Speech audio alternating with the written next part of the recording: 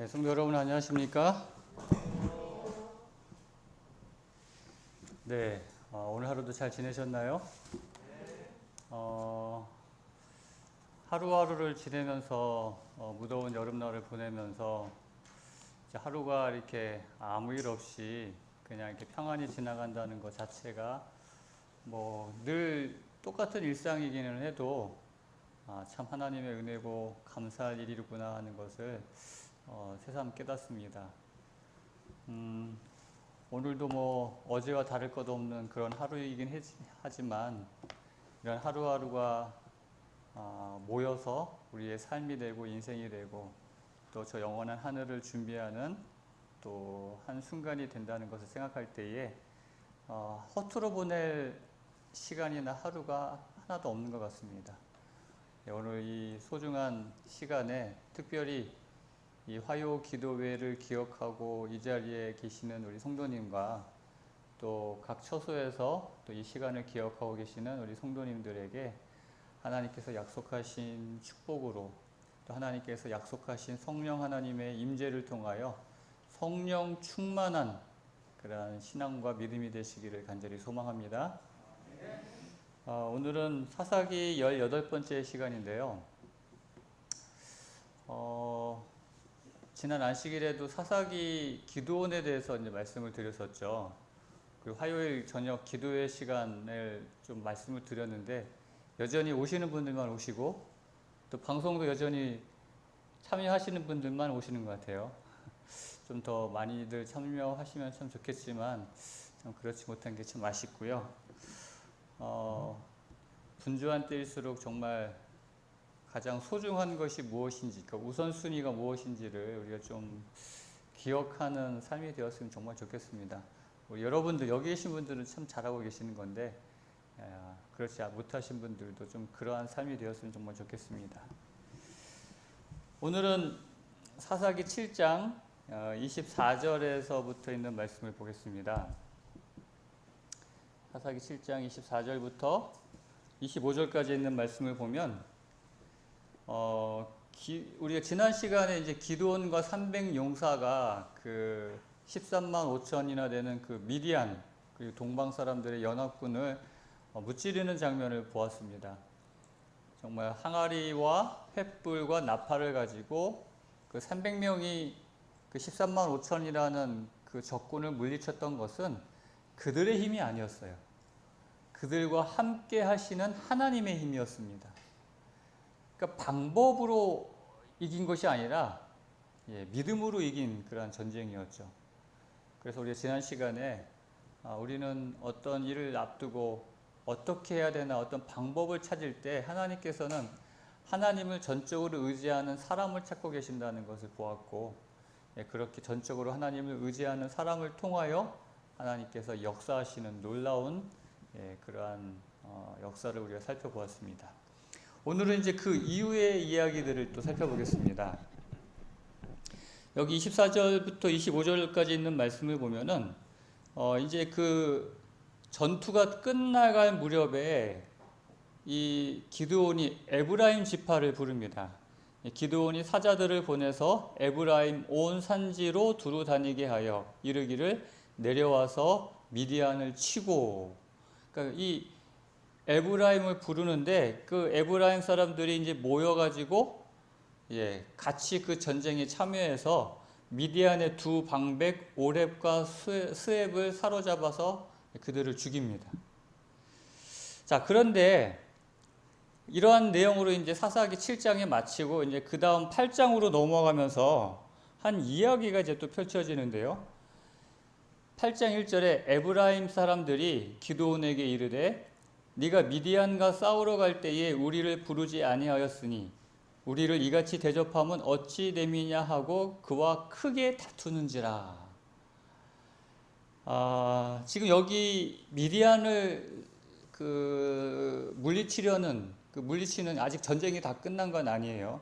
미디안과의 싸움 중에 물론 미디안의 그 군사들이 다 이제 물리치고 도망가고, 그래도 도망갔다고 해서 끝난 건 아니잖아요. 이제 그 적군들을 완전하게 이제 뒤쫓아가 가지고 더 이상 이스라엘을 괴롭히지 않도록 완전하게 이제 그렇게 이제 그들을 물리쳐야지만 이제 끝나는 거거든요. 아직도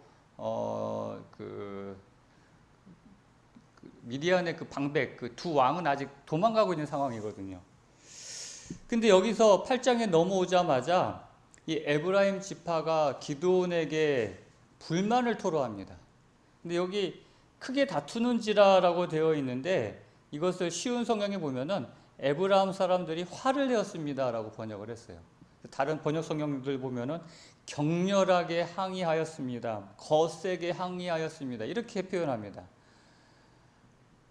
이 에브라임 사람들이 화를 내고 격렬하게 거세게 항의하는 이유가 무엇입니까? 지금 아직까지는 방금 얘기했지만 전쟁이 끝난 게 아니에요. 지금 여전히 전쟁 중에 있어요. 이제 물론 잔당들 소탕하는 이제 그러한 이제 일이지만은 아직까지 완전하게 그 전쟁이 끝난 건 아닌데 지금 내부에서 서로가 싸우는 지경이 된 것이죠. 우리 교회에서도 신앙생활 하다 보면은 우리 교회에서 우리 서로가 싸우는 경우가 있죠. 성도들끼리 이렇게 싸우는 경우가 있습니다. 이런 다툼이 일어날 때 그것이 어떤 의미이고 또 어떻게 다루어야 하는지 오늘 이 말씀을 통해서 좀 살펴보려고 합니다. 우리 교회에서 일어나는 다툼들, 여기 있는 것처럼 크게 다투는지라 이러한 일이 일어날 때 우리 홍성교회도 그런 일이 일어날 수 있겠죠. 사람들이 모인 곳이다 보니까 죄인들이 모인 곳이다 보니까 언제든지 이러한 모습이 우리의 모습이 될 수도 있습니다. 이러한 일이 있을 때 어떻게 해야 하는지 오늘 이 말씀을 통해서 좀 살펴보려고 하는 것입니다. 근데 먼저 이 에브라임 사람들에 대한 좀 이해를 좀 할 필요가 있습니다. 이 에브라임 지파 사람들은 도대체 어떤 사람들인가?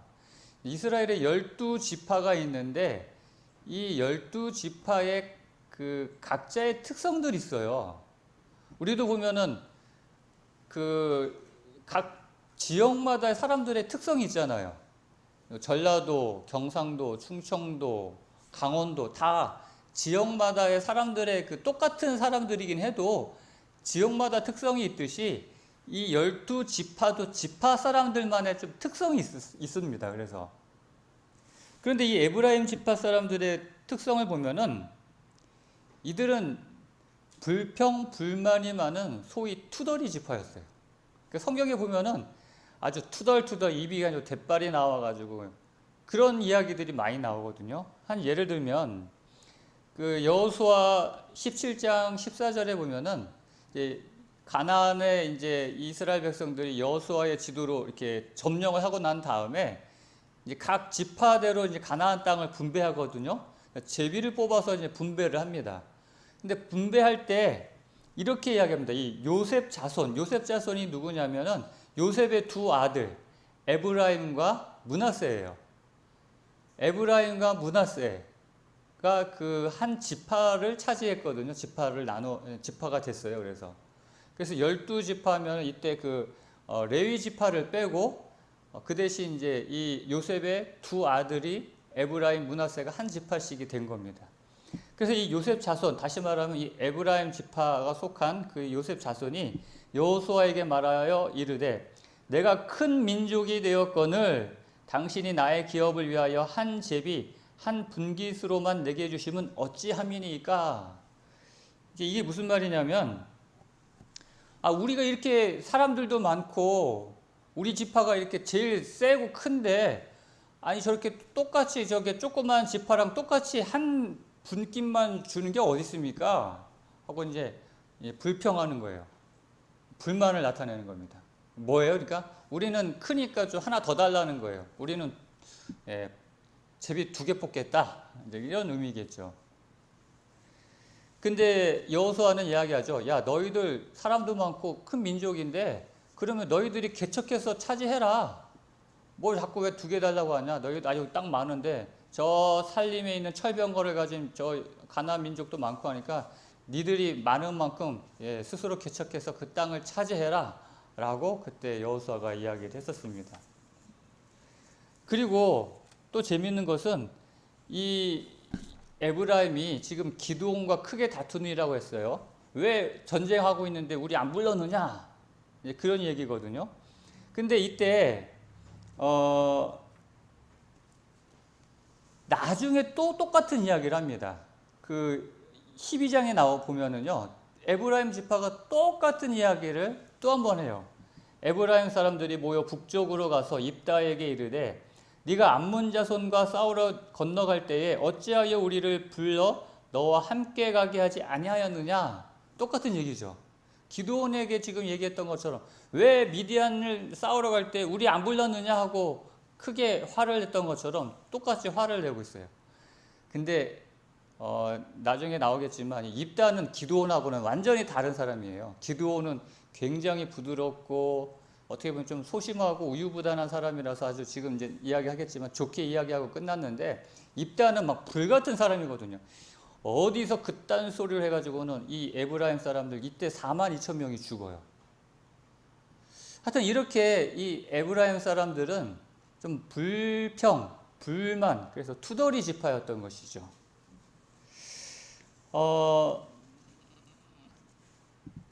이스라엘 지파 중에서 사실 제일 큰 지파가 이 에브라임 지파는 맞아요. 근데 또 있어요. 유다 지파도 굉장히 큰 지파 중에 하나거든요. 에브라임, 그러니까 큰 지파면은 에브라임, 유다. 근데 여기에 보면 유다 지파도 안 나와요. 사실 이 기드온이 이 미디안과 전쟁을 할 때에 그 12지파를 다 불렀던 것은 아니었던 것 같아요. 우리가 전에 보았지만은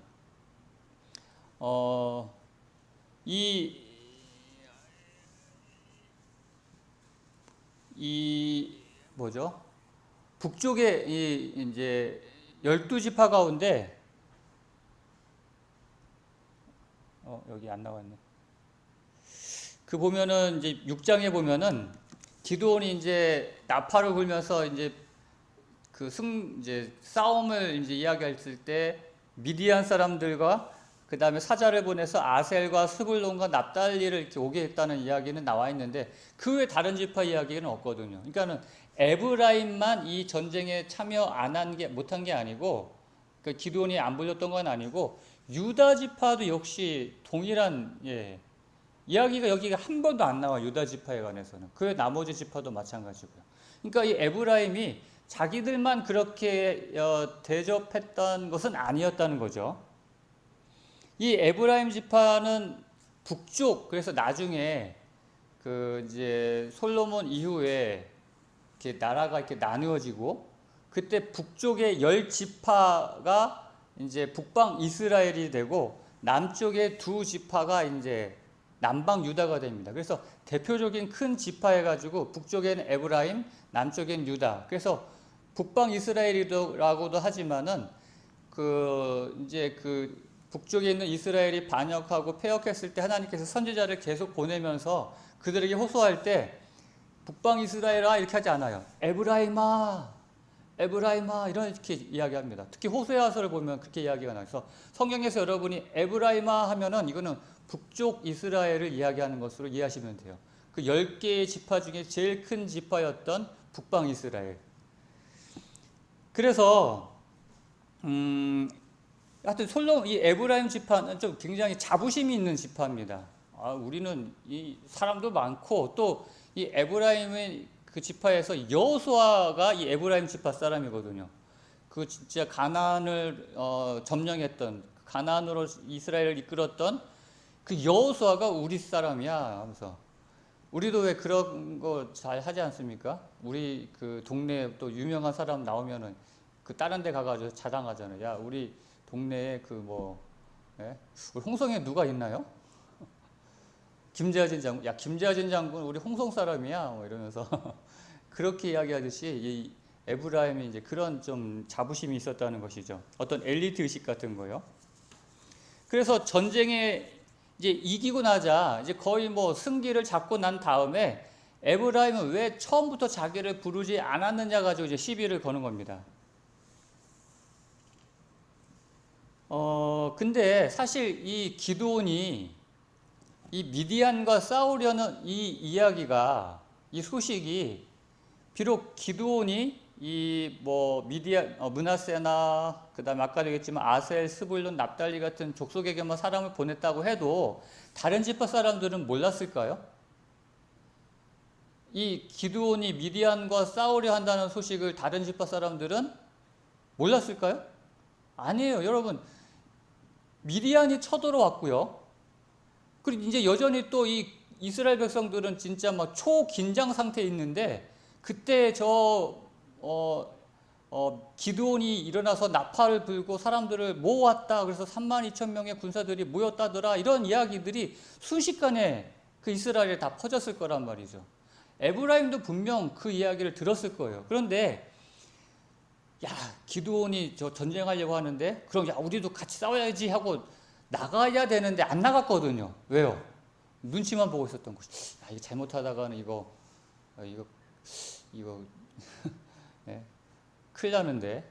눈치만 보고 상황만 살펴다가 이 기드온이 그 300명의 용사를 더불어서 이제 거의 이겼다는 소식과 승기를 잡았다는 소식을 듣고 난 다음에 그제서야 이제 막 불이 났게 달려와가지고 막 이삭 줍듯이 그 패잔병들 다 이렇게 물리치고 그 다음에 이제 두 왕을 이제 그렇게 사로잡아서 죽인 것이죠.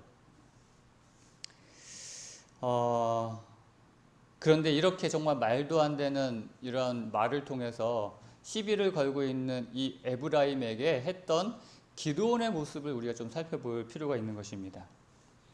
이렇게 불평불만으로 대드는 정말 거세게 항의하는 화를 내는 이 에브라임에게 기드온이 어떻게 대합니까? 8장 2절에 보면은 기드온이 이렇게 그들에게 대답을 합니다. 기드온이 그들에게 이르되 내가 이제 행한 일이 너희가 한 것에 비교되겠느냐? 에브라임의 끝물 포도가 아비에셀의 만물 포도보다 낫지 아니하냐?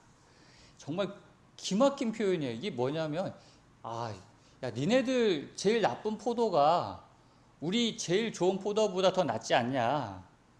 우리는 아무것도 아니야. 너희가 제일이야. 이렇게 이야기하는 것이죠.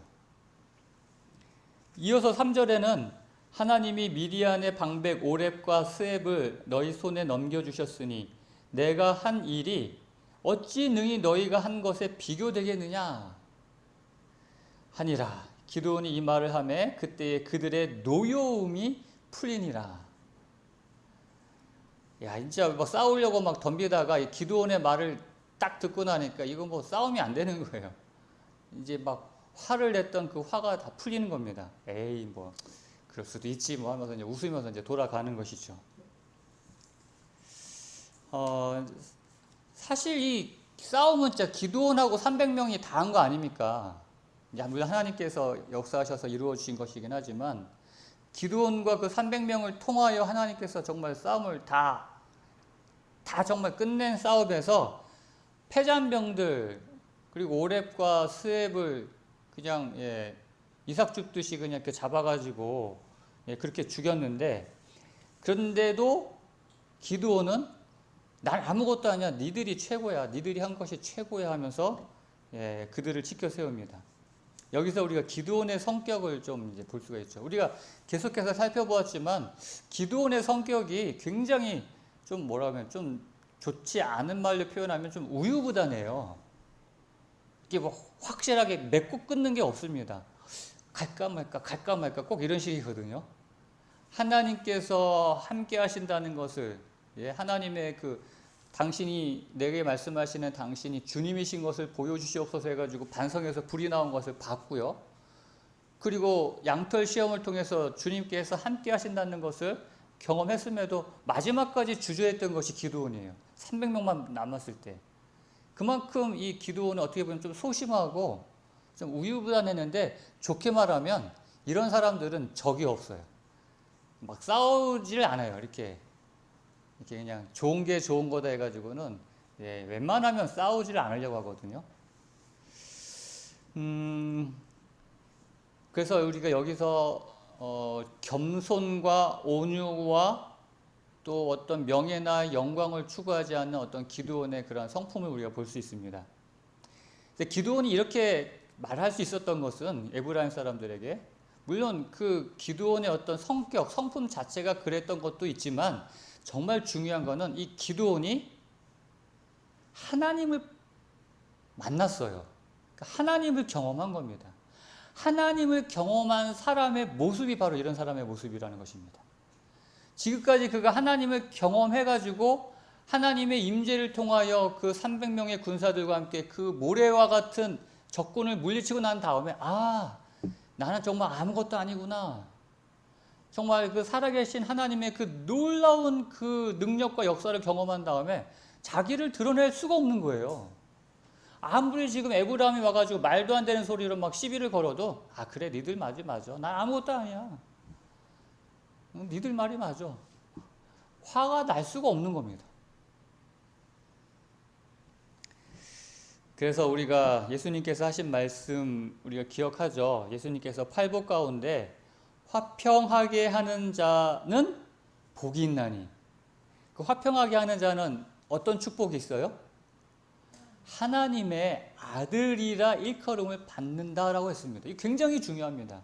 저는 누가 구원을 얻는가라고 했을 때 저는 이렇게 표현하기를 좋아해요. 하나님의 자녀가 구원을 받는다. 하나님의 아들이. 우리는 정말 하나님의 아들, 딸 맞잖아요. 예? 근데 어떤 사람이 하나님의 아들인가, 딸인가, 정말 화평하게 하는 사람들, 이 사람이 하나님의 자녀라는 것입니다. 어떤 상황에서도 어떠한 억울하고 뭐 말도 안 되는 말을 들어도 그 사람이 있는 곳에는 싸움이 없어요. 다툼이 없고. 화평케 하는 자는 하나님의 아들이 분명한 것이죠. 이 기드온처럼 말입니다. 빌립보서 2장 3절에도 말씀하시죠. 아무 일에든지 다툼이나 허영으로 하지 말고 오직 겸손한 마음으로 각각 자기보다 남을 낮게 여기고. 이게 바로 기드온의 모습이었습니다. 겸손하게 나보다 남을 낮게 여기는. 진짜 저 사람이 나보다 난 건 아니에요. 말도 안 되죠, 진짜.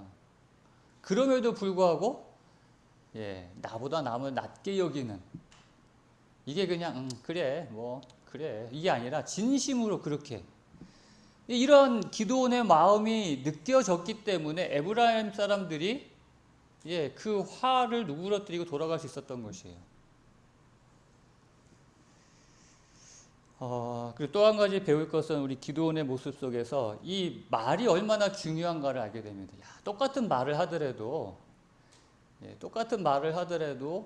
그 어떤 표현하고 어떤 말을 하느냐에 따라서 참 굉장히 다르거든요. 우리가 늘 이야기하듯이 다르고 다르듯이. 잠언 15장 1절에 유순한 대답은 분노를 쉬게 하여도 과격한 말은 노를 격동하느니라는 말씀하고 있습니다. 상대방이 흥분할 때 같이 흥분하는 것은 일반적으로 보통 사람들이 하는 모습이에요. 그렇죠? 사람들이 막 흥분해서 하면은 나도 덩달아 흥분해가지고 이렇게 맞받아치는 것이 보통 사람들의 모습입니다. 일반적인 사람들. 근데 막 흥분해서 달려들 때 그것을 참고 부드럽게 대하는 것은 특별한 사람들의 모습이에요. 어떤 특별한 사람들? 그리스도인들의 모습이 바로 그런 사람들의 모습이라는 것입니다. 참된 그리스도인. 하나님이 함께 하시는 사람들의 모습은 어떠한 시비와 정말 말도 안 되는 그런 이야기를 통해서 막 흥분해서 달려든다고 할지라도 참고 그것을 부드럽게 대할 수 있는 사람. 그건 정말 특별한 사람이죠. 그리스도인은 그래서 특별한 사람인 것입니다. 그 유순한 대답, 다른 말로 하면 부드러운 대답, 그리고 과격한 말, 거친 말은 노를 격동한다. 저는 그 성격상 저도 어떻게 보면 기드온하고 좀 비슷합니다. 제가 좀 우유부단해가지고 이렇게 맺고 끊는 걸 잘 못해요. 그래서 굉장히 큰 단점 가운데 하나인데, 그래서 누가 이렇게 흥분해가지고 막 저를 이렇게 공격하면 저는 머릿속이 하얘집니다. 머릿속이 하얘지면서 이 어떤 말을 해야 될지 아무 생각도 안 나요. 그냥 옛날에는 어렸을 때는 그렇게 이렇게 막 싸움하면 제가 먼저 싸움 거는 경우는 거의 없거든요. 뭐 먼저 싸움을 걸어오면 제가 막 하면은 옛날에는 눈물부터 쭉 나가지고 억울하고 막 이렇게 분을 못 참고 하니까 눈물이 쏙 나오는데 그게 전 너무 창피했거든요. 이 남자가 우는 것은 어렸을 때부터 별로 그렇게 좋은 모습은 아니잖아요. 논리적으로 말이 안 나오고 말도 이렇게 더듬고 하다 보니까 아예 그냥 저는 이렇게 피하거든요. 그래서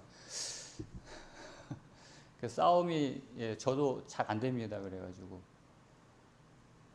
근데 그렇게 그냥 성격적으로 그냥 그렇게 피하는 게 아니라 하나님께서 함께 하시는 그 변화된 모습으로 그렇게 아까 얘기했던 그런 화평케 하는 자의 모습이 되었으면 정말 좋겠습니다. 그냥 그때는 피해도 그냥 그 분노를 사귀지 못해서 집에 와가지고 계속 씩씩거리면서 그때 내가 왜 그 말을 못했을까? 왜 그때 그 말이 왜 생각 안 났을까? 그때 이렇게 얘기했으면 그냥 코를 납작하게 해줬을 텐데 그렇게 막 나중에 막 씩씩거리지 말고 그냥 하나님의 함께 하시는 마음을 통해서 인내하고 정말 참고 유순한 대답을 통해서 화평케 하는 그런 우리 모두가 되시기를 간절히 바랍니다.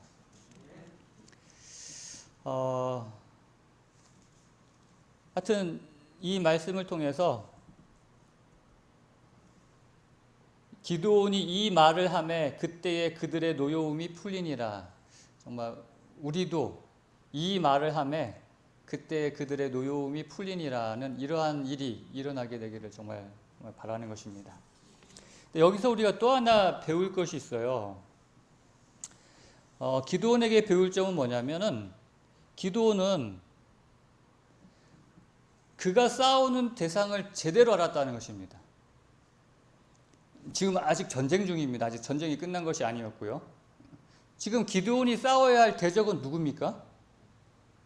에브라임이에요? 아니에요. 미디안이거든요. 이 4절 이하를 보면 8장 4절 이하를 보면은 이 기드온이 여전히 그 미디안의 두 왕 세바와 살문나를 쫓는 장면이 나와요. 여전히 그 무시무시한 그 미디안의 방백들이 살아 있고 그들을 쫓는 장당들이 15,000명 가까이 아직도 남아 있어요.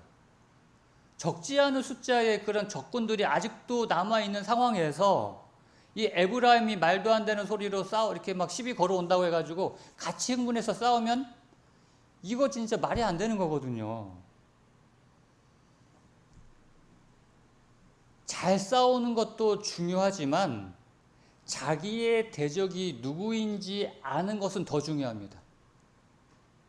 지금 이 에브라임은 기드온의 대적이 아니에요.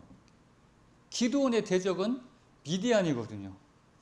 그래서 여기 사무엘상 17장에도 보면은 그 다윗의 이야기가 나오죠. 예전에도 제가 한번 이야기했던 적이 있는데 여기 17장에 보면은 다윗이 골리앗과 싸우기 전에 누가 등장하냐면은 다윗의 큰형 맏형 엘리압이 등장합니다.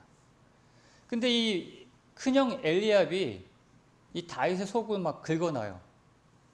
여기 보면은 이 큰형 엘리압이 다윗이 사람들에게 하는 말을 들은지라. 다윗이 뭐라고 얘기했냐면은 아버지의 심부름으로 이제 전쟁터에 왔는데 보니까 저기 지금 골리앗이 와가지고 막 그냥 하나님과 하나님의 군대를 막 욕하고 있거든요. 그랬더니 막 분노해가지고 저 할례 받지 못한 블레셋 사람이 누구이기에 살아계신 하나님의 군대를 욕하느뇨 하면서 막 이렇게 분노에 찬 이야기를 하니까 사람들이 이제 그 이야기를 듣고 저 사람은 누구고 저 사람을 무너뜨리면은 뭐 사울 왕이 큰 재물과 함께 자기의 딸도 주겠다고 했다는 등 뭐 이런 이야기를 하니까 이 맏형이 이제 가만히 들어보니까 좀 자존심 상하거든요. 그래가지고 다윗에게 노를 바라여 이르되 네가 어찌하여 이리로 내려왔느냐 들에 있는 양들을 누구에게 맡겼느냐 나는 네 교만과 내 마음의 완악함을 아노니 네가 전쟁을 구경하러 왔도다. 야, 너 일 안 하고 왜 여기 왔어? 이제 그 얘기거든요. 너 일 안 하고 여기 놀러 왔구나. 전쟁 구경하러 왔구나.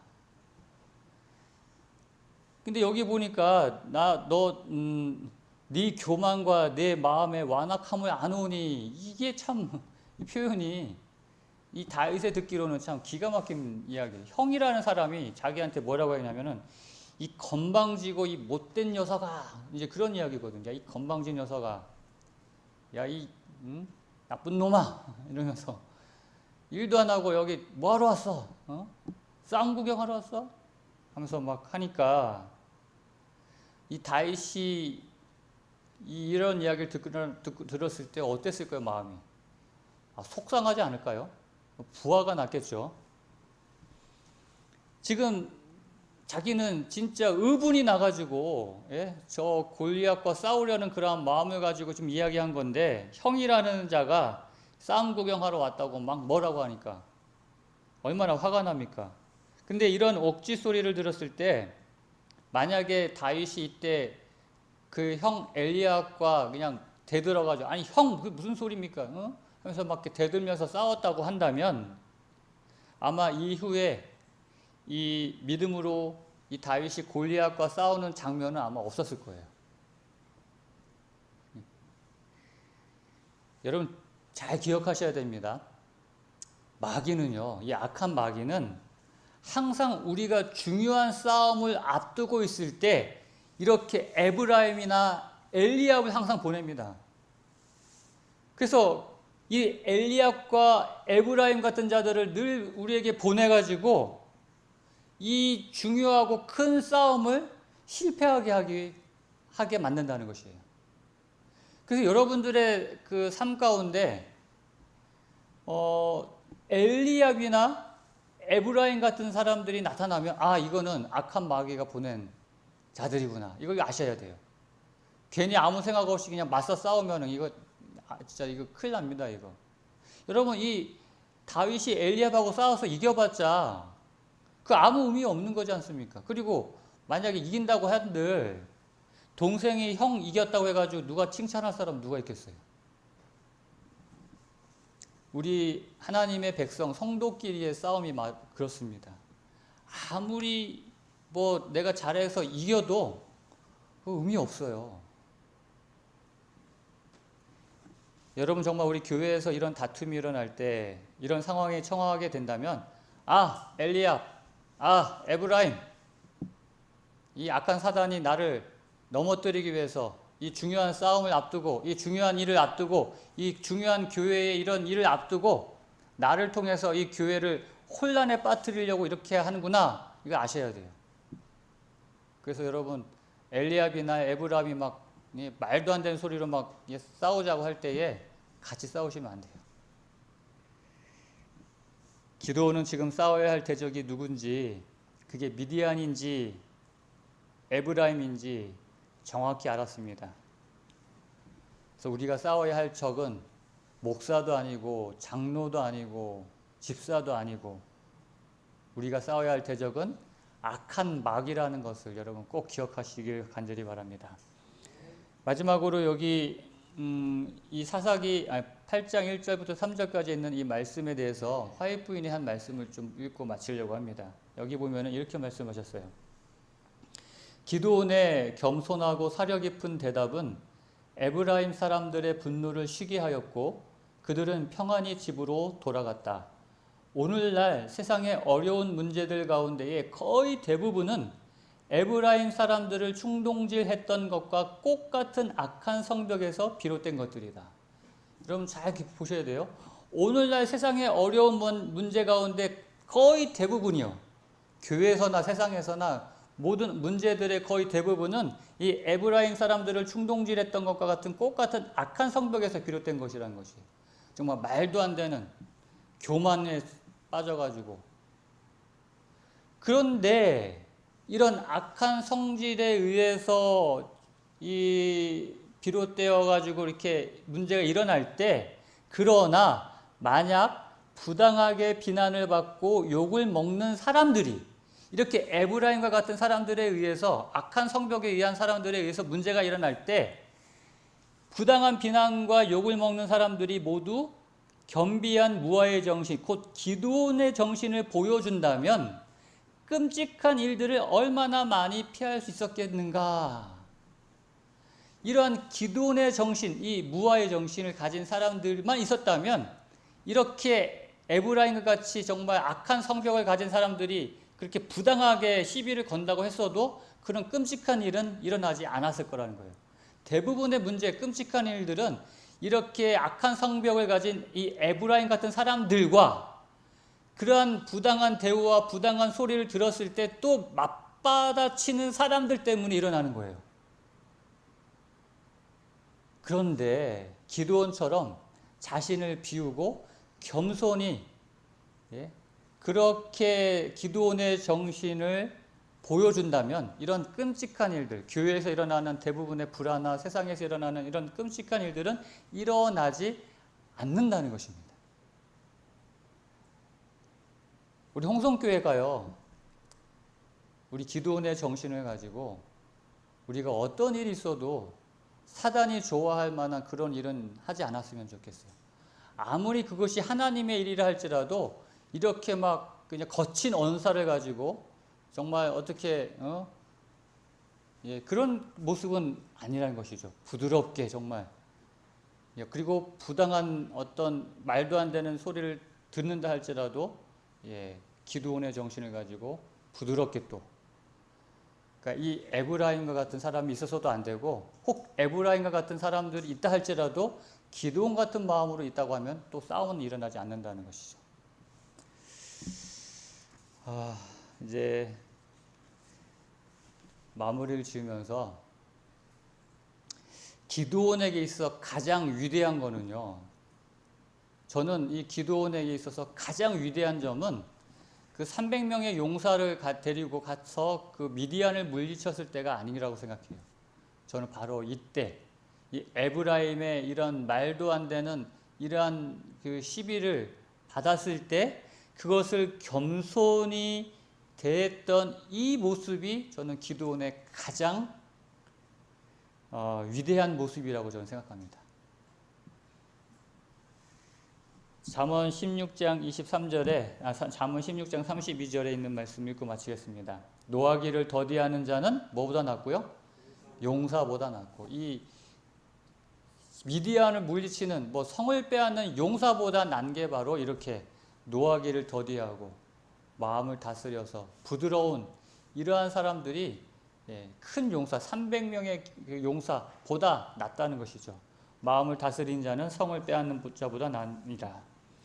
그래서 노하기를 더디하고 마음을 다스렸던 이 기드온은 분명 진정한 용사임에 틀림이 없었고요.